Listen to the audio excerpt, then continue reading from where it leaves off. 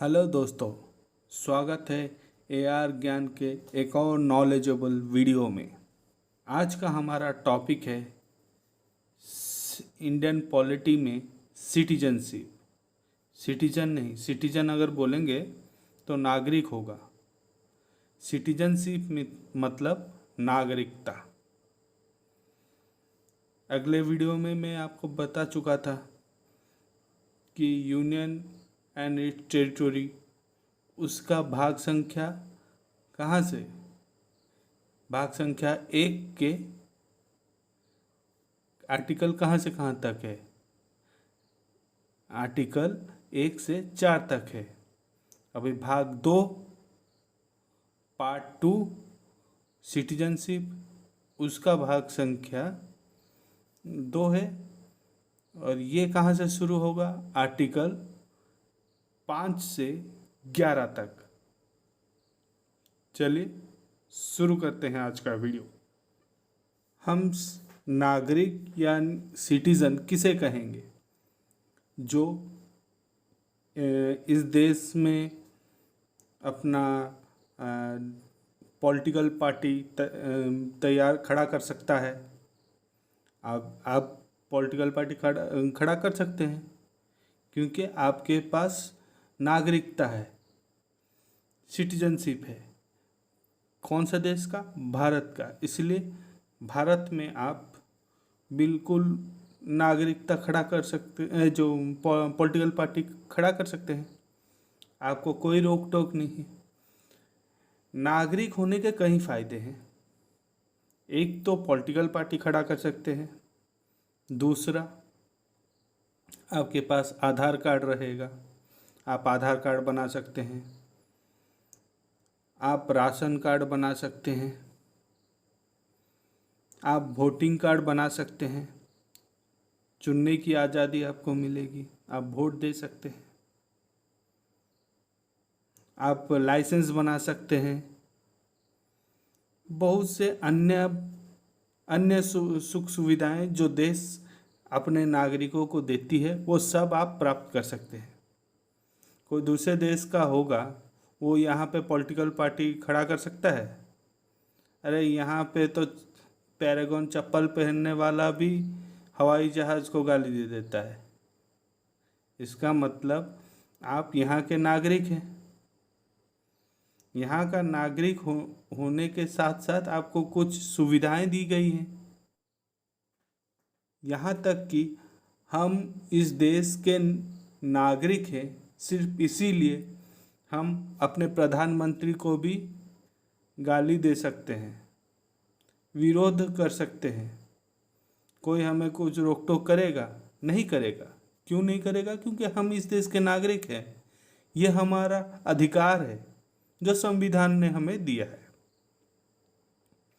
अगर कोई दूसरे देश का नागरिक हमारे देश के प्रधानमंत्री को कोई गाली दे देगा, हम छोड़ेंगे उसको?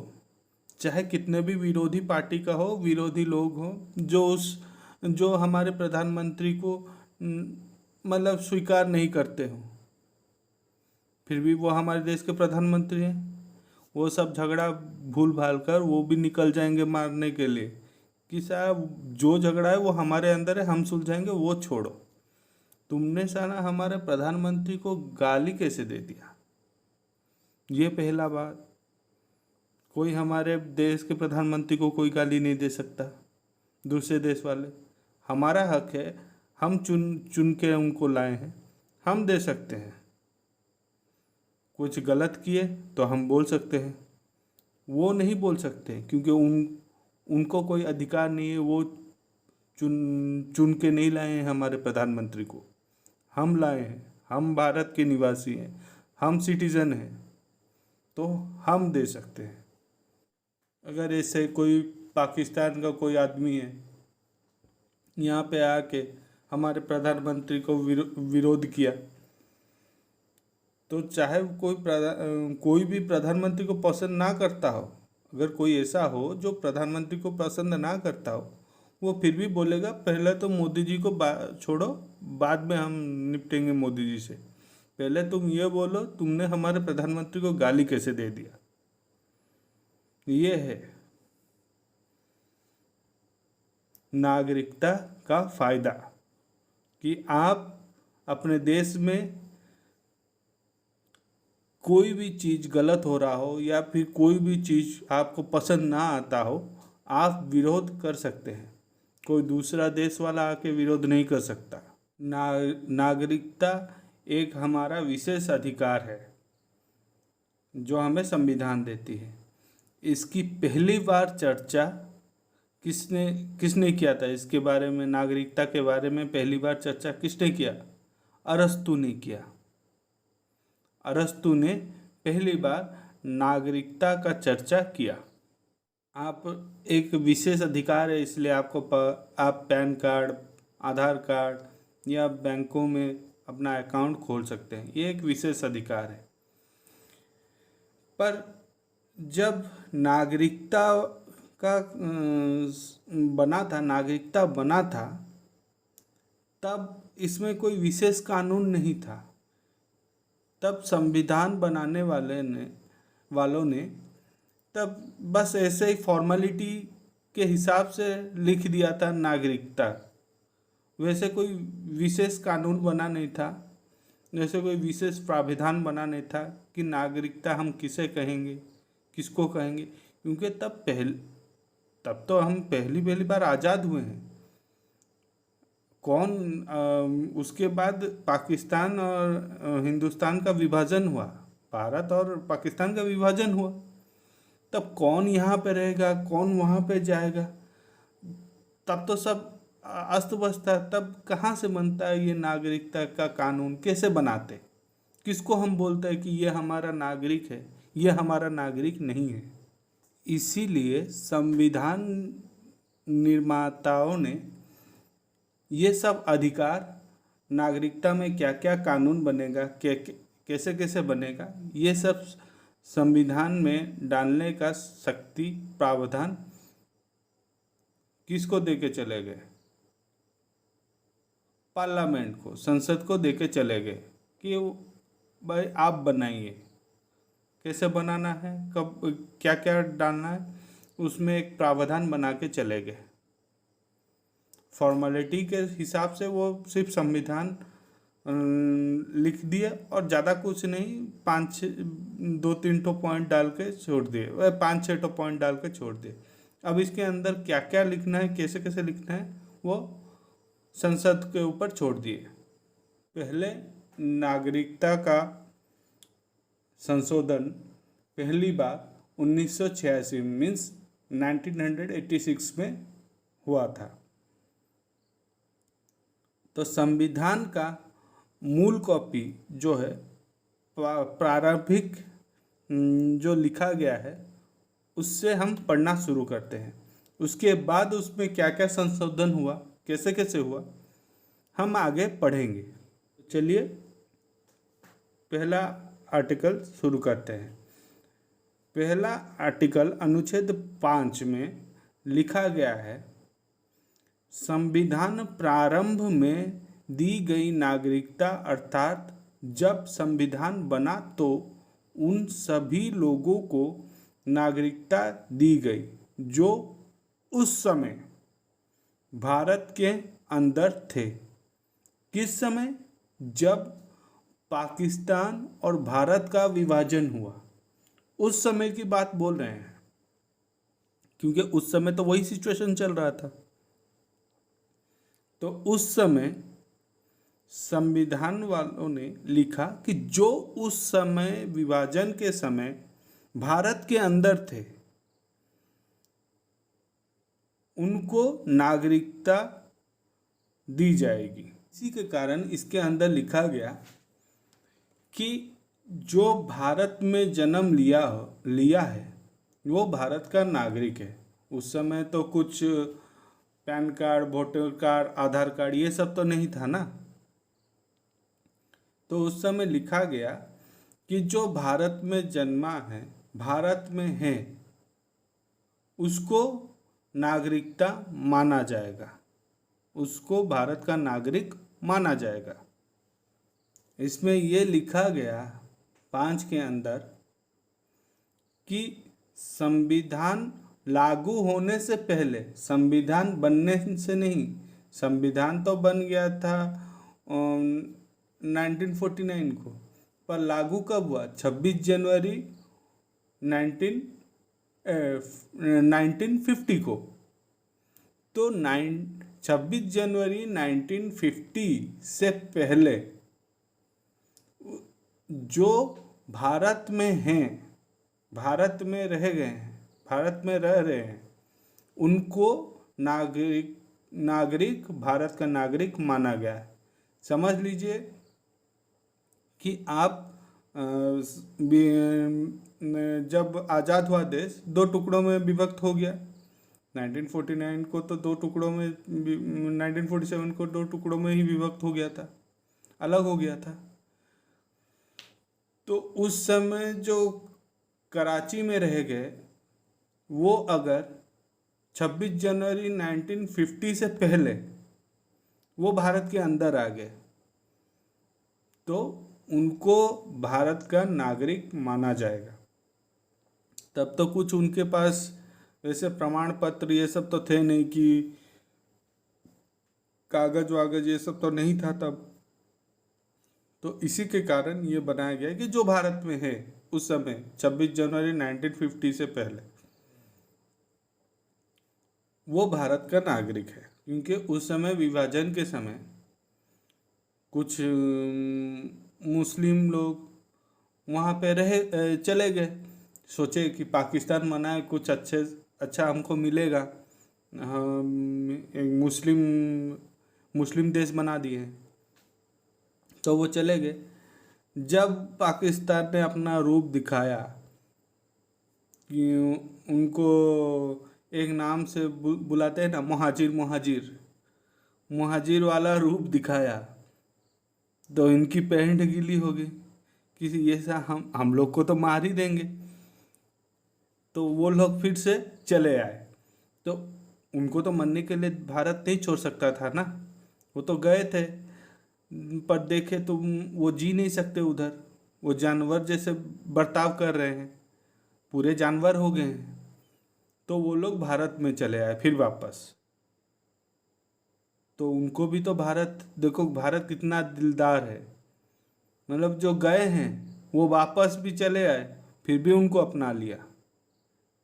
यही है भारत की संस्कृति, भारत का यही तो पूरे देश में भारत का डंका इसी के कारण तो बजता है, क्योंकि भारत हर चीज़ को अपना लेता है।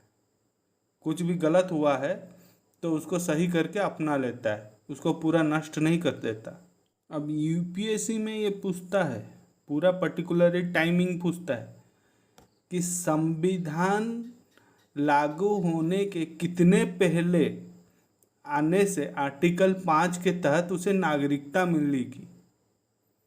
तो याद रखिएगा 6 महीने, टाइम ड्यूरेशन याद रखिएगा। यूपीएससी लेवल में पूछता है, ऐसे रेलवे ग्रुप डी ये सब में नहीं पूछता है, रेलवे एसएससी में ये सब नहीं पूछता है भाई, उतना क्यों पूछेगा, ये यूपीएससी पीसीएस लेवल का क्वेश्चन है।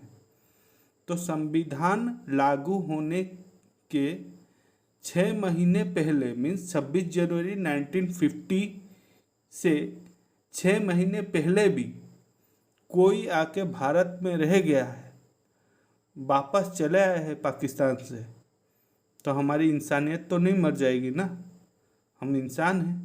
तो इसी के कारण हम रखें 6 महीने पहले भी कोई आया है तो उससे भी हम भारत की नागरिकता देंगे।